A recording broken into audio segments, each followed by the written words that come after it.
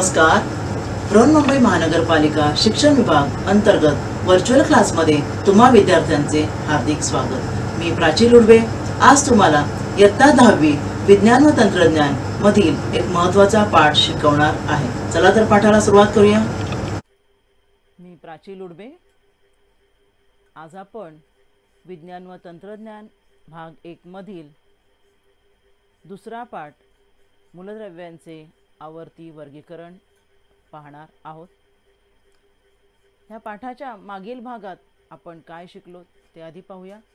मागील भागात आपण डोबेरायनरचा त्रिकांचा नियम, युलँडसचा अष्टकाचा नियम, मेंडेलिफची आवर्त सारणी व नियम आणि मेंडेलिफच्या आवर्त सारणीचे गुण व त्रुटी हा भाग आपण पाहिला. मेंडेलिफच्या आवर्त सारणीमध्ये काही त्रुटी आढळल्यामुळे अजूनही शास्त्रज्ञांनी त्याबाबत अभ्यास करण्यास सुरुवात केली. जेव्हा मेंडेलिफने आवर्त सारणी केली होती त्यावेळेला अणूच्या अंतरंगाबद्दल विशेष माहिती शास्त्रज्ञांना नव्हती. पण त्यानंतर रुदरफोर्ड, नील बोर यांनी जो अणूचा अभ्यास केला आणि कळलं की अणूच्या अंतरंगात इलेक्ट्रॉन, प्रोटॉन, न्यूट्रॉन हे घटक असतात. इलेक्ट्रॉनची संख्या म्हणजे अणुअंक, केंद्रक म्हणजे अणुवस्तुमान हे जेव्हा कळलं तर वैज्ञानिक अजून वेध घेऊ लागले की अजून कोणत्या प्रकारे वर्गीकरण करता येईल. आणि मेंडेलिफच्या आवर्त सारणीमध्ये ज्या काही त्रुटी होत्या त्या ओव्हरकम करण्यासाठी आणखी जो अभ्यास केला गेला त्यामध्ये एक महत्त्वाचं स्थान दिलं जातं हेनरी मोसले यांना. यांनी 1913 मध्ये इंग्लिश वैज्ञानिक हेनरी मोसले यांनी एक्स-रे नलिका वापरून प्रयोगाने दाखवून दिले की मूलद्रव्याचा अणुअंक हा वस्तुमानापेक्षा महत्त्वाचा आहे. अणुअंक हा म्हणजे प्रोटॉन संख्या असते आणि अणुअंकच मूलद्रव्याचा मूलभूत गुणधर्म आहे. कारण मेंडेलिफ यांनी अणुवस्तुमानांकाच्या साहाय्याने वर्गीकरण केलं होतं आणि त्यात आपण पाहिलं की दोन वस्तुमानं जी आहे त्यांच्या सारखा फरक नव्हता, प्रत्येक ठिकाणी फरक बदलत होता. पण अणुअंक हा प्रोटॉनची संख्या किंवा इलेक्ट्रॉनची संख्या असते की जी एकेकने वाढत जाणार आहे. आणि त्यामुळे मोसले यांनी जी आधुनिक आवर्त सारणी तयार केली तिच्यामध्ये मूलद्रव्याचा अणुअंकाचा वापर करून त्यांनी मूलद्रव्यांचं वर्गीकरण केलेलं आहे आणि त्यावरून आधुनिक आवर्ती नियम मिळाला. नियम असा आहे की मूलद्रव्यांचे गुणधर्म हे त्यांच्या अणुअंकांचे आवर्ती फल असतात. ह्या नियमाच्या साहाय्याने यांनी ही जी आवर्त सारणी जी तयार केली त्या आवर्त सारणीला दीर्घ आवर्त सारणी असेही म्हणतात किंवा आवर्त सारणीचे दीर्घ रूप. कारण अणुअंक हा आधारभूत घेऊन जे वर्गीकरण केलं त्यामध्ये सर्व आतापर्यंत असलेल्या सर्व मूलद्रव्यांचा समावेश करण्यात आलेला आहे. म्हणून हिला आवर्त सारणीचे दीर्घ रूप असेही म्हणतात. आता ह्या सारणीमध्ये आत्ताच आपण पाहिलं की मूलद्रव्याचा अणुअंक हे त्यांचं आवर्ती फल आहे. अणुअंक म्हणजे काय हे पाहण्यासाठी आपण अणूची रचना पाहूया. अणूच्या केंद्रकामध्ये प्रोटॉन व न्यूट्रॉन असतात. हे जे निळे दिसत आहेत ते न्यूट्रॉन व पॉझिटिव्ह प्लस लिहिले ते प्रोटॉन. आणि हे प्रोटॉन व न्यूट्रॉन मिळून अणूचा केंद्रक तयार होतो. हा जो गोल आहे तो अणूचा केंद्रक आहे. आणि त्याभोवती जे गोल कक्षेमध्ये फिरत आहेत ते इलेक्ट्रॉन्स. बाळांनो, इलेक्ट्रॉन संख्या जी आहे ती केंद्रकातील प्रोटॉन संख्ये एवढीच असते.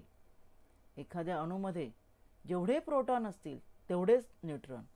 प्रोटॉन धनप्रभारित पॉझिटिव्ह आणि इलेक्ट्रॉन जे आहेत ते ऋणप्रभारित आहेत. त्यामुळे एकूण अणू नेहमी उदासीन असतो कारण न्यूट्रॉनवर कोणताही प्रभार नसतो. हे बघा, केंद्रक व केंद्रकाचा बाहेरील भाग मिळून अणू बनतो आणि हे तीन घटक प्रोटॉन, न्यूट्रॉन व इलेक्ट्रॉन आणि केंद्रकातील जे न्यूट्रॉन व प्रोटॉन याला मिळून न्यूक्लियॉन असेही म्हणतात. ही आहे अणूची बेसिक रचना की जी आपल्याला माहीत असणे आवश्यक आहे. आणि ह्या अणुरचनेचा उपयोग आपण या ठिकाणी आधुनिक आवर्त सारणीसाठी पाहणार आहोत.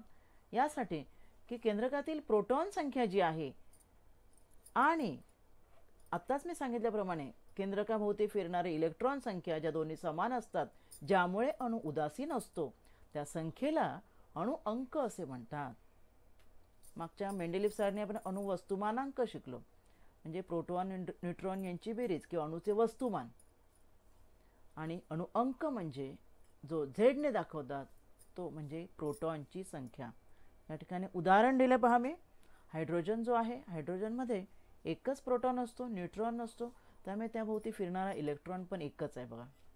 हायड्रोजन भोवती फिरणारा इलेक्ट्रॉन एकच आहे, त्यामुळे त्याचा अणुअंक झाला Z बरोबर 1. दुसरा अणू आहे हेलियम. हेलियममध्ये बघा 2 ग्रीन जे दिसत आहेत ते न्यूट्रॉन आहेत व 2 प्लस दिसत आहेत ते प्रोटॉन आहेत. आणि त्या प्रोटॉन एवढेच पहा त्याभोवती फिरणारे इलेक्ट्रॉन आहेत मायनस. आणि त्यामुळे याचं Z बरोबर अणुअंक आहे हेलियमचा 2. अणुअंक म्हणजे का ही संकल्पना तुमच्या लक्षात आली असेलच. आता आपण पाहूया मॉडर्न पिरियॉडिक टेबल काय आहे. जी आधुनिक आवर्त सारणी, जिला दीर्घश्रेणी आवर्त सारणी आपण म्हटलं, तिची रचना अशा प्रकारे आहे. या सारणीमध्ये मूलद्रव्यांची मांडणी त्यांच्या अणुक्रमांकाच्या म्हणजे अणुअंकाच्या चढत्या क्रमाने केलेली आहे. आणि हे जे त्याचं जे विस्तारित रूप आहे त्यामध्ये प्रत्येक कक्षेमध्ये, प्रत्येक ह्या चौकोनामध्ये कोणत्या इलेक्ट्रॉन किंवा कोणतं मूलद्रव्य बसणार आहे हे त्या इलेक्ट्रॉन स्वरूपणाशी निगडित आहे. इलेक्ट्रॉन स्वरूपण म्हणजे इलेक्ट्रॉनची वाटणे. आपण पाहणार आहोत ते पुढच्या भागात. आता हे जे तुम्हाला चौकोन दिसतात हे काय आहेत, तर ह्या सारणीमध्ये मागील प्रमाणेच जे उभे स्तंभ जे आहेत त्यांना गण म्हणतात. इथे तुम्हाला बाणाने दाखवलेले बघा, हे जे आहे ते नंबर घातलेले 1, हा निळ्या रंगाचा, हा ग्रीन कलरचा, हे येलो कलरचे, हे सगळे उभे स्तंभ जे आहेत या ठिकाणी पण आहेत बघा. यांना सगळ्यांना गण असे म्हणतात. टोटल 18 गण आहेत बघा. 1 2 3 4 5 6 7 8 9 10 11 12 13 14 15 16 आणि 2 17 18 गण आहेत. आणि हे जे आडव्या ज्या ओळी आहेत 7 1 ते 7, इंग्लिशमध्ये पिरियड्स म्हणतात त्याला, आवर्त 1 ते 7 आवर्त आहेत. आधुनिक आवर्त सारणीमध्ये 1 ते 7 आवर्त आहेत. आणि गण आहेत किती? 18. हा आकडा फिक्स आहे. आणि खाली 2 तुम्हाला ओळी दिसत आहेत, लॅन्थनाइड्स आणि ॲक्टिनाइड्स, या 2 स्वतंत्र ओळी दिलेल्या आहेत. हे लॅन्थनाइड्स मूलद्रव्य आहेत आणि ॲक्टिनाइड्स मूलद्रव्य आहेत, वेगळे गुणधर्म असलेली. आता असे एकूण तुम्ही चौकटी मोजल्यात तर एकूण 118 चौकटी होतील. म्हणजे ह्या आधुनिक आवर्त सारणीमध्ये 118 मूलद्रव्यांना स्थान मिळालेलं आहे. नंतर शोधून काढलेल्या मूलद्रव्यांना सुद्धा इथे स्थान मिळालेलं आहे. तर पाहूया आता आपण आधुनिक आवर्त सारणी डिटेलमध्ये काय आहे. त्यामध्ये तुम्हाला इथे मूलद्रव्य दिसत असतील. मूलद्रव्यांची मांडणी कशी केलेली आहे बघा. इथे प्रत्येक तुम्हाला मूलद्रव्याची संज्ञा कशी लिहायची आपण 8वी इयत्तेत पाहिलेलं आहे की संज्ञामध्ये मध्ये त्या ठिकाणी त्या मूलद्रव्याचं म्हणजे इंग्रजीमध्ये अक्षर लिहायचं असतं कॅपिटलमध्ये, बरोबर ना. 2 अक्षरी असेल तर पहिलं अक्षर कॅपिटल, दुसरं स्मॉल. त्याच्या वर लिहायचं असतो अणुअंक लिहायचा असतो बघा. इथे अणुअंक पहिलंच मूलद्रव्य आपण बघूया. H हायड्रोजन जे आहे वरती 1 आहे बघा. आणि वस्तुमान जे आहे त्याचं ते खाली लिहायचं असतं बघा. ह्या Hच्या खाली इंग्रजीमध्ये नाव आहे आणि त्याखाली 1.008 त्याचं वस्तुमान आहे. प्रत्येक मूलद्रव्य अशा प्रकारे ह्या सारणीमध्ये लिहिलेलं आहे. हायड्रोजनच्या खाली लिथियम आहे 3, वस्तुमान त्याचं आहे 6.9 आहे. सोडियम आहे अणुक्रमांक 11 आणि वस्तुमान आहे 22.9. म्हणजे तुम्ही जर या ठिकाणी नीट पाहिलं तर प्रत्येक मूलद्रव्याच्या डोक्यावर जो अंक आहे त्याचा अणुअंक आहे तो. तर अणुअंक अगदी बरोबर सिरियली, अगदी एवढी मूलद्रव्य आहेत ते सिरियली त्यांचा अणुअंक आहे. पहिल्याचं 1, दुसरं मूलद्रव्य तुम्ही ह्या रांगे सरळ या, शेवटी हेलियम आहे. मग दुसरी रांग म्हणजे दुसरं आवर्त सुरू झालं लिथियमने. नंबर 3 अणुअंक, नंबर 4 म्हणजे अणुअंक हे त्यांचे सिरियल नंबरच आहेत. हे तुमच्या लक्षात आलं असेल. आणि शेवटचं मूलद्रव्य इथे 118. ह्याच्या खालच्या ज्या 2 लाईन आहेत लॅन्थनाइड्स आणि ॲक्टिनाइड्स, त्या लाईन्स इथे सुरू होतात. ह्या 6व्या आवर्तनामध्ये बघा इथे स्टार केलेला आहे. 57 ते 71 ह्या मूलद्रव्याचा हा गट हा खाली आहे बघा. 57 ते 71 त्याचं पहिलं मूलद्रव्य लॅन्थनम आहे म्हणून त्या गटाला लॅन्थनाइड्स म्हणतात. आणि हा दुसरा त्याखाली हे चिन्ह केलं आहे बघा हॅशटॅग सारखं 89 to 103 ही दुसरी मालिका आहे, ती आहे तिला म्हणतात ॲक्टिनाइड मालिका. अशी एकूण 118 मूलद्रव्य या ठिकाणी यामध्ये आहेत. त्याचबरोबर ते SPDF म्हणून लिहिलेलं आहे बघा. SPDF काय आहेत? हे खंड आहेत. या संपूर्ण आवर्त सारणी 4 खंडामध्ये विभागलेली आहे. त्यामध्ये एकूण आता 18 गण आहेत ना आपण म्हटलं. त्यातले पहिले 2 गण जे आहेत 1 आणि 2 नंबर ते एस खंडामध्ये ब्लॉक म्हणतात, एस ब्लॉक. नंतर 13 ते 18 हे जे पुढचे आहेत 13 पासून त्यांना पी ब्लॉक एलिमेंट्स म्हणतात, पी खंड. आणि मधले जे आहेत 3 ते 12 त्यांना डी ब्लॉक एलिमेंट म्हणतात. आणि तळाला जे आहेत त्यांना एफ ब्लॉक एलिमेंट असे म्हणतात.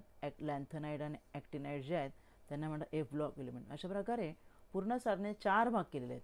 पहिले 2 एस खंड, पुढचे 13 ते 18 पी खंड, मधला जो पट्टा तुम्हाला दिसत आहे तो आहे डी खंड आणि खालचे 2 एफ खंड. त्याबरोबर आणखी एक महत्त्वाची गोष्ट जी आहे ती म्हणजे इथे तुम्हाला एक नागमोडी रेषा दिसत आहे का? ही बघा, ही नागमोडी रेषा जी दिसते आहे या 5 म्हणजे बोरॉन 5च्या इथून जाणारी ही नागमोडी रेषा म्हणजे एक वैशिष्ट्य आहे. आपण सुरुवातीलाच आपण पहिल्या भागात पाहिलं होतं मूलद्रव्यांचे 3 गट, जे बेसिक गट धातू, अधातू आणि धातू सदृश. तर ही रेषा जी आहे ती मूलद्रव्यांचे 3 गट दाखवते. रेषेच्या पूर्ण डाव्या बाजूला इकडे बहुतेक धातू मूलद्रव्य आहेत, उजव्या बाजूला अधातू मूलद्रव्य आहेत आणि रेषेला लागून रेषेच्या किनारीने सगळी धातू सदृश मेटॅलॉइड्स आहेत. Boron, silicon, arsenic, germanium, antimony, tellurium, polonium ही सगळी धातू सदृश मूलद्रव्य आहेत रेषेला लागून. ॲल्युमिनियम सोडून, ॲल्युमिनियम धातू आहे. तर ही जी मूलद्रव्ये आहेत ही धातू सदृश म्हणजे धातू व अधातू दोन्हीचे गुणधर्म दाखवणारी ही मूलद्रव्य आहेत. हे बघा, हे जे 4 खंड होते ते ह्या चित्रात मी दाखवले आहेत. S block, P block, D block आणि एफ ब्लॉक. ह्या डी ब्लॉक एलिमेंट जे आहेत त्यांना संक्रामक मूलद्रव्य पण म्हणतात आणि जे खालचे एफ ब्लॉक आहेत त्यांना आंतरसंक्रामक मूलद्रव्ये असे म्हणतात. तर आधुनिक आवर्त सारणी व इलेक्ट्रॉन स्वरूपण म्हणजे काय? तर ही पूर्ण आधुनिक आवर्त सारणीमध्ये मूलद्रव्यांचे जे गुणधर्म आपण शिकणार आहोत ते पूर्ण इलेक्ट्रॉन स्वरूपणावर अवलंबून आहे. इलेक्ट्रॉन स्वरूपण म्हणजे इलेक्ट्रॉनची वाटणी. इलेक्ट्रॉनची वाटणी, प्रत्येक कक्षेमध्ये इलेक्ट्रॉन कसे वाटायचे या चित्रात तुम्हाला दिसतंय बघा. पहिल्या चित्रात इलेक्ट्रॉन कक्ष, विविध कक्षा आहेत बघा. हा केंद्रक आहे, ही पहिली कक्षा, ही दुसरी कक्षा. या कक्षांना एनर्जी लेवल किंवा कवच म्हणतात. आणि प्रत्येक कक्षेमध्ये किती इलेक्ट्रॉन भरू शकता तुम्ही? जसं आपण बॉक्समध्ये आंब्याची पेटी आहे, पेटीची साईज बघून त्याप्रमाणे आंबे भरले जातात. तसंच इथे ह्या कक्षांची एनर्जी लेवल आहे, म्हणजे प्रत्येक कक्षेची ठराविक एनर्जी आहे बघा. चित्रात दिसत असेल इलेक्ट्रॉन जेव्हा एका कक्षेतून दुसऱ्या कक्षेत जातो तर एकतर तो इलेक्ट्रॉन एनर्जी घेतो किंवा एनर्जी देतो. तर ह्या कक्षांचे नंबर आहेत बघा, के, एल, एम, एन. के म्हणजे पहिली कक्षा, पहिली एनर्जी लेवल. तिची एनर्जी लेवलचे हा कक्षेचे कवच आहे, शेलही म्हणतात त्याला. त्यामध्ये 2 इलेक्ट्रॉन बसतात एनर्जी लेवल कमी असल्यामुळे. दुसऱ्या कक्षेत 8 इलेक्ट्रॉन बसतात, तिसऱ्या कक्षेत 18 इलेक्ट्रॉन बसतात आणि चौथ्या कक्षेत 32 इलेक्ट्रॉन मावू शकतात प्रत्येक कक्षेमध्ये. आता प्रत्येक कक्षेत किती इलेक्ट्रॉन मावू शकतात हे ह्या सूत्राने काढता येतं, 2n². उदाहरणार्थ पहिली कक्षा म्हणजे के बरोबर 1. आपण या सूत्रामध्ये nच्या ठिकाणी 1 घातलं तर 2 गुणिले 1चा वर्ग 1 गुणिले 2 2. अशा प्रकारे आपण प्रत्येक कक्षेतील इलेक्ट्रॉन संख्या काढू शकतो. तर ह्या इलेक्ट्रॉन स्वरूपणावर अवलंबून आहे मूलद्रव्यांचे पुढील गुणधर्म सारणीतील. तर गण आणि इलेक्ट्रॉन स्वरूपण म्हणजे काय? तर गण जे आहेत ते इलेक्ट्रॉन स्वरूपणाशी कसे जोडलेले आहेत? तर तुमच्या ह्या सारणीच्यावरून लक्षात येईल की आपण जे मगाशी एस ब्लॉक एलिमेंट म्हटले त्यामध्ये पहिला बघा, पहिला हायड्रोजन होता. आपण मगाशी पाहिला इथे पहिला हायड्रोजन होता, बरोबर. हायड्रोजनच्या नंतर दुसरा इथे लिथियम होता. दुसरा काय होता? लिथियम होता. लिथियमच्या खाली इथे होता मूलद्रव्य आहे, आपण सर्व मूलद्रव्यांची नावं प्रत्येक स्लाईडवर घेऊ शकत नाही, सोडियम आहे. लिथियमच्या बाजूला मी एक मूलद्रव्य लिहिते. लिथियमच्या बाजूला होतं मूलद्रव्य आहे बेरिलियम. कोणतं मूलद्रव्य आहे? बेरिलियम आहे. आणि बेरिलियमचा अणुक्रमांक आहे, अणुक्रमांक आपण लिहूया. हायड्रोजनचा 1 आहे, लिथियमचा 3 आहे आणि बेरिलियमचा 4 आहे. जर इलेक्ट्रॉनची वाटणी केली तुमच्या असं लक्षात येईल लिथियमचे 3 इलेक्ट्रॉनची वाटणी होईल 2 1, बरोबर. सोडियमच्या इलेक्ट्रॉन 11 आहेत, आपण शिकलो आहोत मागील भागामध्ये, त्यामुळे त्यांची वाटणी होईल 2 8 आणि 1, 2 8 1 अशा प्रत्येक ह्या रांगेतील मूलद्रव्यांची इलेक्ट्रॉनची तुम्ही वाटणी केलीत तर तुमच्या असं लक्षात येईल इथे प्रत्येक ठिकाणी एक एक कक्षा वाढत आहे बघा. एक एक कक्षा काय होत आहे, वाढत आहे. कारण हायड्रोजनचा इलेक्ट्रॉन एकच आहे, पहिल्या कक्षेत बसला. लिथियमचे 3 असल्यामुळे पहिल्या कक्षेत 2 झाले, तिसऱ्या इलेक्ट्रॉनसाठी नंबर 2 कक्षा आले. पण बाह्यतम कक्षेत तुम्हाला संयुजा इलेक्ट्रॉन माहिती असेल, बाह्यतम कक्षेत इलेक्ट्रॉन 1 आहे आणि म्हणून या ठिकाणी हे जी मूलद्रव्ये येतील ह्या मूलद्रव्ये, ह्या रांगेतील मूलद्रव्ये सर्वांची संयुजा 1 असणार आहे. काय असणार आहे, 1. उदाहरणार्थ नंबर 3 बघा, सोडियम 11 इलेक्ट्रॉन कसे वाटलेत बघा मी, पहिल्या कक्षेत 2, दुसऱ्या कक्षेत 8 व तिसऱ्या कक्षेमध्ये 1. त्यानंतर जे येणारं मूलद्रव्य असेल पोटॅशियम आहे, पोटॅशियमचे इलेक्ट्रॉन आहेत 19, त्याचीही तुम्ही वाटणी केलीत तर वाटणी 19 2 8 8 1, मग 2 आणि 8 10 आणि 8 18, शेवटची कक्षेत 1. म्हणजे प्रत्येक गणाचं जे वैशिष्ट्य आहे, काय वैशिष्ट्य आहे की इलेक्ट्रॉन स्वरूपणावर अवलंबून आहे. यांची संयुजा सर्वांची 1 आहे, बाह्यतम इलेक्ट्रॉन. दुसरं जे आहे बेरिलियम 4 आहे, बेरिलियम 4चे इलेक्ट्रॉनची वाटणी मी कशी करणार, पहिल्या कक्षेत 2 आणि दुसऱ्या कक्षेत पण 2. त्यामुळे ह्या ज्या गणातील हा जो गण आहे त्यातील सर्वांची संयुजा इलेक्ट्रॉन 2 असणार आहेत. तसं तुम्ही ते पुढे जेव्हा जाणार P block element, P block इलेमेंटमध्ये पहिला मूलद्रव्य जो आहे तो बोरॉन आहे, 5 त्याचं अणुक्रमांक आहे. तर पहिल्या कक्षेत 2 येणार आणि दुसऱ्या कक्षेत 3 येणार. पहा 3 म्हणजे संयुजा इलेक्ट्रॉन 3 आला. त्यामुळे ह्या गणामध्ये येणाऱ्या सर्वांचे जे संयुजा इलेक्ट्रॉन 3 असणार आहे. त्याप्रमाणे इथे 4 5 6 7 असं करत जो शेवटचा जो आहे ह्या सारणीमध्ये शेवटी जे आहेत ती सर्व वायुरूप मूलद्रव्य आहेत, राजवायू किंवा इनर्ट गॅसेस, निष्क्रिय वायू. त्यांचे जे आहेत प्रत्येकाचे इलेक्ट्रॉन 8 8 8 आहे. तुम्हाला माहिती असेल इलेक्ट्रॉन कक्षा पूर्ण झाली की मूलद्रव्यांचं वैशिष्ट्य आहे, इलेक्ट्रॉन कक्षा पूर्ण झाली की ते कोणत्याही रासायनिक अभिक्रियेत भाग घेत नाहीत. तर या ठिकाणी या पहिलं मूलद्रव्य 2 ज्याचा अणुक्रमांक आहे तो आहे हेलियम. हेलियमचे इलेक्ट्रॉन आहेत 2, त्याला कोणाकडनं घ्यावे लागत नाहीत, त्याची इलेक्ट्रॉन कक्षा पूर्ण, रासायनिक अभिक्रियेत तो भाग घेत नाही. त्याप्रमाणे इतर मूलद्रव्य. दुसरं आहे निऑन. निऑनचे इलेक्ट्रॉन किती असतात, टोटल इलेक्ट्रॉन निऑनचे 10 म्हणजे पहिल्या कक्षेत 2, दुसऱ्या कक्षेत 8, त्यामुळे तोही इनर्ट आहे. म्हणजे हा शेवटचा जो शेवटची जी लाईन आहे गण तो इनर्ट गॅसेस म्हणजे निष्क्रिय वायूंची ही लाईन आहे. म्हणजे प्रत्येक गणाचा क्रमांक हा संयुजा इलेक्ट्रॉन दाखवतो. कोणत्याही गणात आपण वरून खाली जाताना काय सांगितलं मी, कवच एक एक वाढतं इलेक्ट्रॉनचं, पण बाह्यतम इलेक्ट्रॉन एकाच गणात समान राहतं. बाह्यतम कवचाचं इलेक्ट्रॉन स्वरूपण हे सारणीतील त्या गणाचं वैशिष्ट्य आहे. मग जसे आपण गणात वरून खाली खाली येतो कवचांची संख्या वाढते परंतु जे संयुजा इलेक्ट्रॉन समान राहतात. त्यानंतर आवर्ताची कशी रचना आहे बघूया. आवर्त, एकूण आवर्त 7 पाहिली आपण, बरोबर. तर आपण पहिल्या आवर्ताकडे बघूया. पहिलं आवर्त जे आहे त्यामध्ये एकच मूलद्रव्य आहे, इथे हायड्रोजन आहे, 2 मूलद्रव्य आहे सॉरी, इथे आहे हेलियम. आता हायड्रोजनसाठी तुम्ही जेव्हा वाटणी करणार इलेक्ट्रॉनची, मध्ये त्याचा केंद्रक असेल, आपण मध्ये केंद्रक काढूया आणि त्याचा एक हाय केंद्रक आहे समजूया आणि त्याचा एकच इलेक्ट्रॉन आहे, त्यामुळे त्याला एक कक्षा सुरू झाली हायड्रोजनकडून. बघा हा इलेक्ट्रॉन मांडला मी हायड्रोजनचा.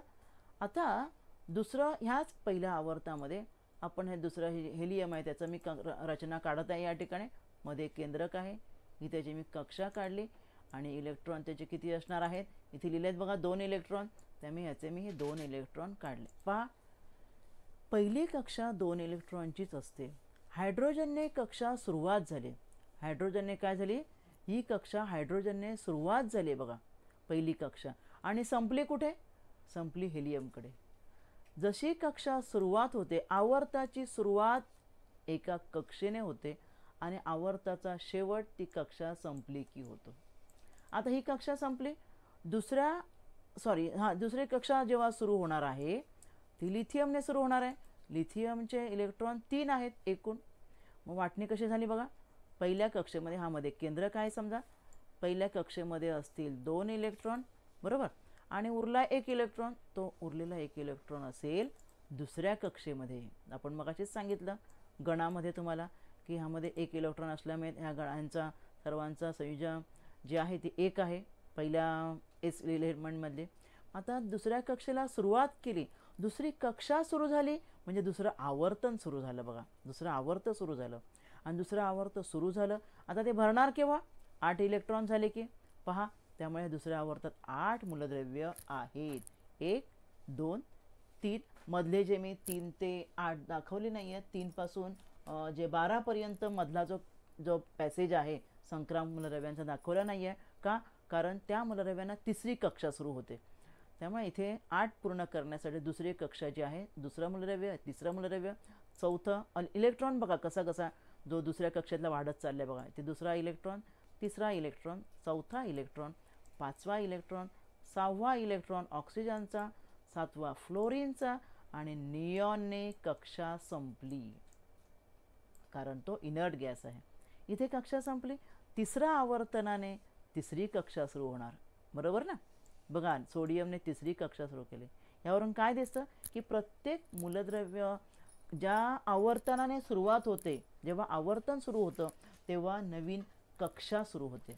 म्हणजेच एका ज्या मूलद्रव्यांची इलेक्ट्रॉन असलेल्या कवचांची संख्या एकसारखी आहे, म्हणजे या मूलद्रव्यामधील कवचांची संख्या सारखी आहे, ती सगळी एका आवर्तनात आहे. म्हणजे उदाहरणार्थ दुसऱ्या आवर्तनातील जी मूलद्रव्य आहेत ती सगळ्या दुसऱ्या कक्षेपर्यंत आहेत. तिसऱ्या आवर्तनातील मूलद्रव्य तिसऱ्या कक्षेपर्यंत आहेत. चौथे तुम्ही बघा, चौथ्यामध्ये बघा आता पोटॅशियमचे एकूण 19 इलेक्ट्रॉन आहेत. मग 2 8 8 1 अशी वाटणी आहे त्यांची. मग चौथी कक्षा सुरू झाली पोटॅशियमने आणि त्यामुळे 1 2 3 अशा कक्षा वाढत चाललेल्या आहेत. आणि ऑर्गॉन बघा, आणि ते नंबर 3 मध्ये ऑर्गॉनने काय केलेलं आहे? पूर्ण केलेली आहे. पूर्ण मूलद्रव्याने कक्षा पूर्ण झाली की त्या आवर्तनाचा शेवट होतो. अशा प्रकारे आवर्तन जी आहेत ती सुद्धा इलेक्ट्रॉन स्वरूपणाशी निगडित आहेत. आता सारणीतील आवर्ती कल. सारणीतील आवर्ती कल म्हणजे काय? आधुनिक आवर्त सारणीचा आपण अभ्यास केला असं लक्षात येईल की एखाद्या गणातील मूलद्रव्यांचे गुणधर्मांचे आपण जर अभ्यास केला तर गुणधर्म एका विशिष्ट क्रमाने बदलत जातात असं तुमच्या लक्षात येईल. विशिष्ट क्रमाने त्या बदलामध्ये एक नियमितता दिसते. नियमितता म्हणजे आपण ग्रेडेशन म्हणतो ना आपण. मग हे नियम जे आहेत त्या बदलामध्ये होणारी जी नियमितता जी आहे त्याला म्हणतात आवर्ती कल. आणि हा आवर्ती कल जो आहे तो इलेक्ट्रॉन स्वरूपणावरूनच अवलंबून आहे. संयुजा इलेक्ट्रॉनवर अवलंबून आहे. संयुजा इलेक्ट्रॉन म्हणजे काय? सर्वांना माहिती आहे तुम्हाला, अणूच्या बाह्यतम कक्षेतील इलेक्ट्रॉन. आता कोणताही मूलद्रव्य तुम्ही घेतलं त्याचं इलेक्ट्रॉन स्वरूपण तुम्हाला लिहिता आलं पाहिजे. एक दाखवलेलं समजा पोटॅशियम मूलद्रव्य आहे, अणु क्रमांक 19 आहे. पहिल्या कक्षेत 2 इलेक्ट्रॉन, दुसऱ्या कक्षेत 8 इलेक्ट्रॉन, तिसऱ्या कक्षेमध्ये तुम्ही उरलेले इलेक्ट्रॉन भरायचे नसतात. तिसरी कक्षा जी असंतृप्त कक्षा असते, आपण जो मधला जो टप्पा बघतो ना, हा जो आहे मधला टप्पा, तर मधला टप्पा जो आहे तो संक्रामक मूलद्रव्य तिसऱ्या टप्पावाल्यांचा, कळलं की नाही? त्यामुळे तिसऱ्या कक्षेत 8च इलेक्ट्रॉन ठेवायचे असतात आणि उरलेला 1 इलेक्ट्रॉन जो आहे तो चौथ्या कक्षेत ठेवायचा. असं तुम्हाला प्रत्येक मूलद्रव्याचं इलेक्ट्रॉन स्वरूपण तुम्हाला लिहिता आलं पाहिजे. आणि इलेक्ट्रॉन स्वरूपणावरच संयुजा अवलंबून आहे. हे मगाशी आपण पाहिलं, पोटॅशियम पहिल्या गटामध्ये आहे नाही का, पहिला एस ब्लॉक एलिमेंट आहे. कारण इलेक्ट्रॉन स्वरूपणावरून कळतं आहे की शेवटच्या कक्षेमध्ये त्याचा 1 इलेक्ट्रॉन आहे आणि त्यामुळे सर्वांची इथे संयुजा 1 असणार. ज्यांच्या बाह्यतम कक्षेत 2 इलेक्ट्रॉन सर्वांची संयुजा काय असणार आहे? 2 असणार आहे. अशा प्रकारे संयुजा इलेक्ट्रॉन ही सुद्धा इलेक्ट्रॉन स्वरूपणावर अवलंबून आहे. दुसरा आपण गुणधर्म पाहणार. आता आपण गुणधर्म पाहतो आहोत किंवा आपण आवर्ती कल की गुणधर्म म्हणजे त्यांचे गुणधर्म कसे बदलत जातात या आवर्त सारणीमध्ये हे आपण पाहत आहोत. पहिला आकारमान हा द्रव्याचा मूलभूत गुणधर्म आहे. अणूचे आकारमान कोणते? आपण अणू हा गोलाकार असतो त्यामुळे त्याचा आकारमान त्रिज्येच्या रूपात दर्शवलं जाणार. मग अणूची त्रिज्या म्हणजे काय? केंद्रक आणि बाह्यतम कवच, एकदम बाहेरचं कवच यांच्यातलं अंतर, ते अंतर मोजतात पिकोमीटरमध्ये. कशामध्ये मोजतात? पिकोमीटरने. आता इथे काही मूलद्रव्य दाखवले आहेत बघा. ही मूलद्रव्य जी आहेत आडवी दिली आहेत बघा. आडवी म्हणजे कशी? आपल्या आवर्तामध्ये कशी मूलद्रव्य आहेत तसं ना. पहिलं मूलद्रव्य लिथियम घेतलेलं आहे बघा. हे लिथियम हे पहिल्या गणातलं मूलद्रव्य आहे. मग पहिल्या गणातलं मूलद्रव्य लिथियम जे आहे त्याची त्रिज्या पिकोमीटरने 152 आहे. तुम्ही नीट लक्ष दिलं तुमच्या लक्षात येईल. लिथियम नंतर बोरॉन जे आहे ते पी ब्लॉकमध्ये आहे, 111 आहे. कार्बनची त्रिज्या त्यापेक्षा कमी झाली 77, नायट्रोजनची त्यापेक्षा कमी झाली, ऑक्सिजनची त्यापेक्षा कमी झाली आहे. असं का? अणूचा आकारमान ह्या रांगेत म्हणजे आडव्या रांगेत कमी का झालेलं आहे? तर अणूचं आकारमान हे कशावर अवलंबून असतं? जसं तुम्ही डावीकडून उजवीकडे जाणार तशी तशी आकारमान कमी झाले, याचाच अर्थ काय? अणूची त्रिज्या कमी झालेली आहे. का होते? कारण एका आवर्ता डावीकडून उजवीकडे जसं जसं आपण जातो अणू अंक वाढत जातो ना, डावीकडून उजवीकडे अंक एक एक वाढत जातोय, इलेक्ट्रॉन संख्या वाढत जाते आणि इलेक्ट्रॉन संख्या वाढत जाते, त्यामुळे केंद्रकातील प्रोटॉनही वाढतोय, बरोबर, कारण प्रोटॉन आणि इलेक्ट्रॉन समान असतात. त्यामुळे केंद्रकावरील धनप्रभार वाढत जातोय. धनप्रभार वाढल्यामुळे काय होतोय? त्याप्रमाणे भर पडलेला इलेक्ट्रॉन हा बाह्यतम कवचामध्ये जमा होतोय.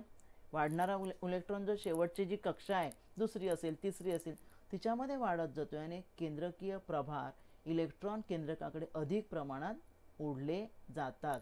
म्हणजे जे वाढीव जे इलेक्ट्रॉन आहेत ना, ते केंद्रकाकडे वाढले, म्हणजे केंद्रकीय जो प्रभार आपण बल म्हणूया सोप्या भाषेत, ते वाढत जातं आणि त्यामुळे इलेक्ट्रॉन केंद्रकाकडे ओढले जातात. त्यामुळे अणूचं आकारमान डावीकडून उजवीकडे कमी कमी होत जातं. हे महत्त्वाचं आहे. आवर्तामध्ये काय होतं? अणूचं आकारमान डावीकडून उजवीकडे कमी कमी होत जातं. मग गणामध्ये काय होतं? बघा, हे आडवा आवर्त होतं. गण म्हणजे मूलद्रव्य उभी. ही पहिला जो गण जो आहे त्यातली मूलद्रव्य आहेत बघा, लिथियम, सोडियम, पोटॅशियम, रुबिडियम, सिझियम. आता ह्या गणामध्ये आपण मगाशीच पाहिलं, गणामध्ये काय होतं? प्रत्येकाचे एक एकने कक्षा वाढत जाते, बरोबर ना. कारण हा पहिला जो आहे लिथियम आहे तर कक्षा 2, सोडियम कक्षा 3, पोटॅशियम कक्षा 4. साहजिकच यांची कक्षा वाढत गेल्यामुळे अणूंचा आकारमान वाढत वाढत जाणार आहे, कारण गणात खाली जाताना नवीन नवीन कक्षेची भर पडते. त्यामुळे बाह्यतम इलेक्ट्रॉन अणुकेंद्रक यांच्यातलं अंतर वाढत जाते आणि त्यामुळे केंद्रकाकडे प्रभार जरी वाढला तरी एक एक कक्षा वाढत गेल्यामुळे अणूचा आकारमान वरून खाली वाढत वाढत जाते. पुढे पहा, महत्त्वाचा भाग जो आहे धातू आणि अधातू गुणधर्म. धातू आणि अधातू गुणधर्म हे जे आहेत मूलद्रव्याचे, ते त्यांच्या धातू आणि अधातूंच्या कॅटायन आणि ॲनायन फॉर्मेशन यावर अवलंबून आहे. आपण मागील भागामध्ये, आणि तुम्हाला इथे नागमोडी रेषा दिसते, त्या नागमोडी रेषेकडे पण लक्ष ठेवा. आपण मगाशीच सांगितलं नागमोडी रेषा जी आहे ती दाखवते 3 गट दाखवते. ते नागमोडी रेषेच्या डाव्या बाजूला बहुतेक धातू मूलद्रव्य आहेत, उजव्या बाजूला अधातू आणि नागमोडी रेषेला लागून जे आहेत किनारीवरती धातू सदृश मूलद्रव्य आहेत. धातू अधातू गुण पाहण्यासाठी मूलद्रव्याचं इलेक्ट्रॉन स्वरूपण कसं असतं ते तुम्हाला माहीतच आहे. करून घेऊया आपण त्याची माहिती.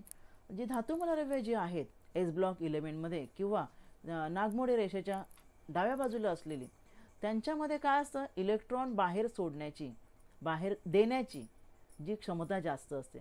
सोडियमचंच आपण उदाहरण पाहूया. सोडियम काय करतो? बाह्यतम कक्षामध्ये 1 इलेक्ट्रॉन असल्यामुळे इलेक्ट्रॉन देऊन टाकतो, बरोबर. इलेक्ट्रॉन दिल्यामुळे काय होतं? इलेक्ट्रॉन देतो, केंद्रकावरील प्रभार तसाच राहतो आणि त्या इलेक्ट्रॉन दिल्यामुळे त्याचा चार्ज काय होतो? प्लस होतो. सोडियम आयन तयार होतो. म्हणजे जेव्हा बाह्यतम कक्षा, कारण त्याला बघा कोणतेही मूलद्रव्य स्थिर कक्षा निर्माण होण्यासाठी एकतर 2 इलेक्ट्रॉन पाहिजेत किंवा 8. आता 2 कोणाला? पहिल्या कक्षेला. ह्याची तर तिसरी कक्षा आहे, मग त्याला 8 पूर्ण व्हायला 7 मिळणार नाही, मग तो स्वतःचाच 1 देऊन टाकतो. आणि जेव्हा तो इलेक्ट्रॉन देतो तेव्हा इलेक्ट्रॉन संख्या कमी झाल्यामुळे तो धनप्रभारित होतो.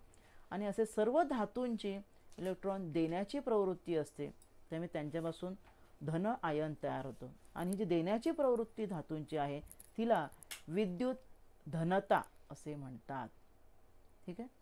त्या उलट अधातू जे आहेत ते ऋणप्रभारयुक्त आयन तयार करतात. उदाहरण आपण घेऊया क्लोरीन, जे हॅलोजन इनर्ट गॅसेसच्या आधीचा जी लाईन आहे, ज्यांचं 7 नंबर गण जो आहे किंवा संयुजा 7 halogens, fluorine, chlorine, bromine, iodine, त्यातला क्लोरीन बघा.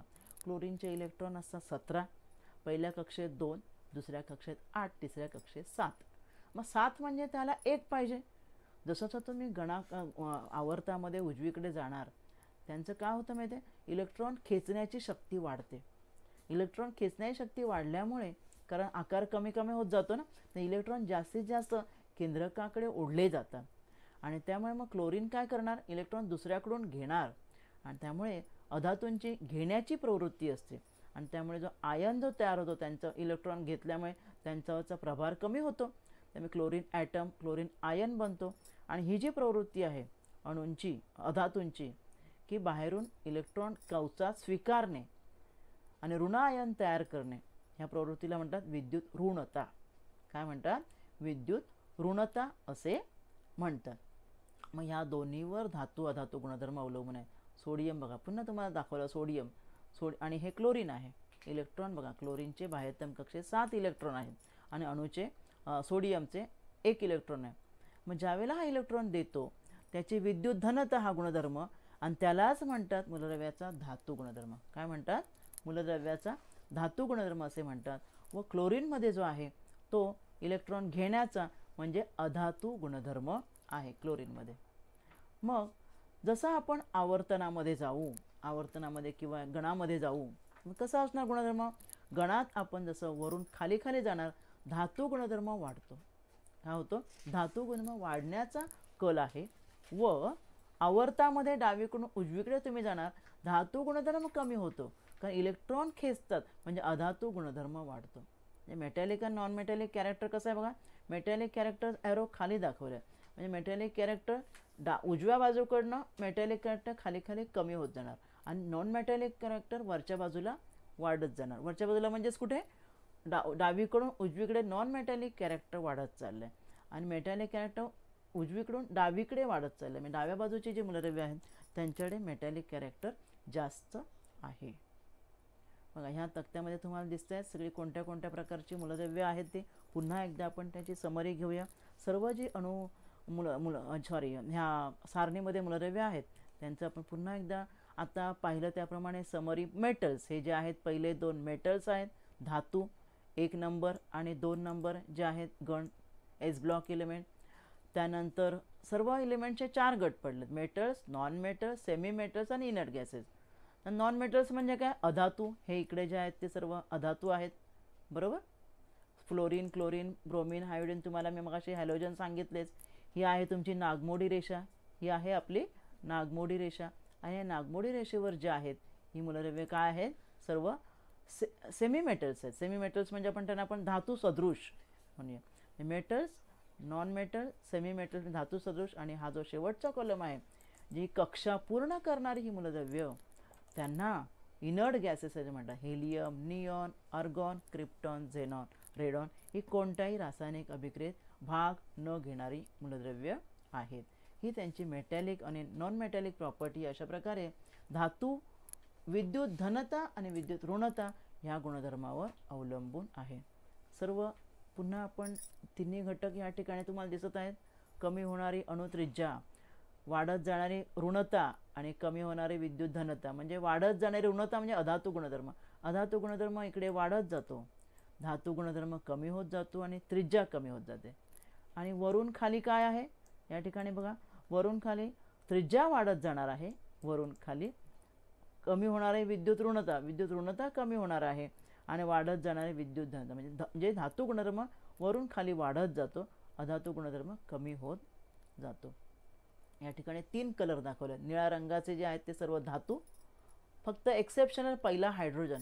एक फक्त ही त्रुटी आहे आधुनिक सारणीमध्ये की हायड्रोजन हा वायू अणुक्रमांकाच्या मांडणी केल्यामुळे हायड्रोजन पहिल्या क्रमांकावरच येतो. इथे सुद्धा हायड्रोजन जो आहे तो पहिल्या क्रमांकावरच आलेला आहे. तुम्हाला दिसते ग्रे कलर जो दाखवला आहे तो, कारण सर्व ग्रे कलरमध्ये हे काय दाखवले आहेत या ठिकाणी वायू दाखवलेले आहेत. मग हायड्रोजन या ठिकाणी ठेवलेला नाही आहे कारण इथे अणुक्रमांक वाढत वाढत गेलेले आहेत ना पुढे. मग हायड्रोजनचा अणुक्रमांक 1 असल्यामुळे हायड्रोजन हा इथेच राहिलेला आहे. बाकी सगळे धातू असून सुद्धा हे सगळे कॉलम हे सगळे धातूंचे आहेत. मग सगळे बाकीचे धातू असून सुद्धा हायड्रोजन मात्र त्यांच्यावरच राहिलेलं आहे. म्हणजे ही त्रुटी जी आहे हायड्रोजनला कुठे बसवायचं, ही त्रुटी आधुनिक आवर्त सारणीमध्ये सुद्धा पूर्ण झालेली नाही किंवा ती त्रुटी कमी झालेली नाही. आणि जी नागमोडी रेषा जी आहे त्यावर हे जे ऑरेंज कलरचे दिसत आहेत ती धातू सदृश मूलद्रव्य आहेत. तर आपण ह्या भागामध्ये आज काय शिकलो? आधुनिक आवर्त सारणी शिकलो आणि सारणीचे नियम शिकलो. आवर्त सारणीची रचना पाहिली कशी आहे ती. गण आवर्त यांचा इलेक्ट्रॉन स्वरूपणाशी कसा संबंध आहे तो पाहिला. आणि आधुनिक आवर्त सारणीतील कल, आवर्ती कल म्हणजे गुणधर्मांची गुणधर्मामध्ये कसा नियमित बदल होतो ते या ठिकाणी आपण पाहिलेलं आहे. धन्यवाद. आज आपण या भागात इथेच थांबूया. माझा व्हिडिओ आवडला असेल तर लाईक करा, शेअर करा आणि असे अनेक एज्युकेशनल व्हिडिओ पाहण्यासाठी MCGL व्हर्च्युअलच्या चॅनेलला सबस्क्राईब करा. धन्यवाद.